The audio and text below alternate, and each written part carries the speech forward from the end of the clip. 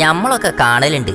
ഏത് നാട്ടിൽ ചെന്നാലും പെരകളായ പെരകൾ കയറിയിറങ്ങി പാവപ്പെട്ട രോഗികളെ വേദന ഇല്ലാതാക്കണേ, മരുന്ന് കൊണ്ടും സ്നേഹം കൊണ്ടും രോഗം മാറ്റി കൊടുക്കണേ, തലോടണേ പാലിയേറ്റീവ് ക്ലിനിക്കിനെ.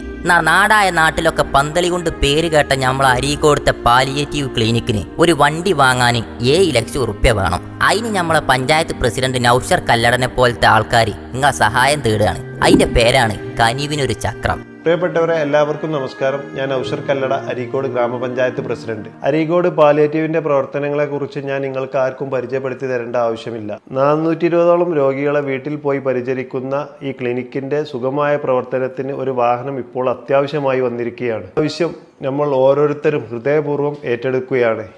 ഈ പദ്ധതിക്ക് പേര് നൽകിയിരിക്കുന്നത് കനിവിനൊരു ചക്രം എന്നാണ്. അതന്നെ, വണ്ടി തട്ടി പരിക്ക് പറ്റിയോരുണ്ട്, മരത്തുമെന്ന് വീണോലുണ്ട്, കിണറ്റിൽ വീണോലുണ്ട്, തളർന്നോലുണ്ട്, വേദന കൊണ്ട് പുളയണോലുണ്ട്.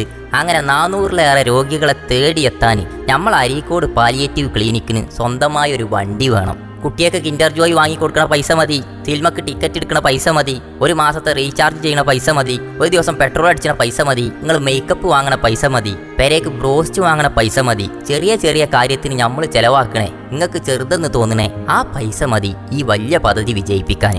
വിജയിപ്പിച്ചേണ്ടത് നിങ്ങൾ ഓരോരുത്തരാണ്. കുത്തുകുത്തിട്ട ഈ QR കോഡിലോ ഈ കാണുന്ന ഗൂഗിൾ പേ നമ്പറിലോ ബാങ്ക് അക്കൗണ്ടിലോ നിങ്ങളാലാവണ പൈസ ഇങ്ങോട്ട് അയച്ചോളി.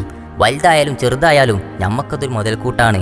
കനിവിനൊരു ചക്രം, അതിൽ നിങ്ങളെ വിഹിതം ഉണ്ടാകട്ടെ. ഒരു ചെറു പുഞ്ചിരി നൽകി ഒരുപാട് രോഗികളെ ആശ്വസിപ്പിക്കാൻ അരീക്കോട് പാലിയേറ്റീവ് ക്ലിനിക്ക് എന്നെഴുതിയ വണ്ടി അരീക്കോടിന്റെ കറുത്ത റോട്ടുമേലെ വെളുത്ത വരമക്കൂടെ ചീറിപ്പായട്ടെ. ഈ വീഡിയോയും തൊട്ടടുത്ത ഗ്രൂപ്പുകൾക്കും ആളുകളിലേക്കും ചീറിപ്പായട്ടെ. ഈ പദ്ധതി വിജയിക്കട്ടെ. കനിവിനൊരു ചക്രം.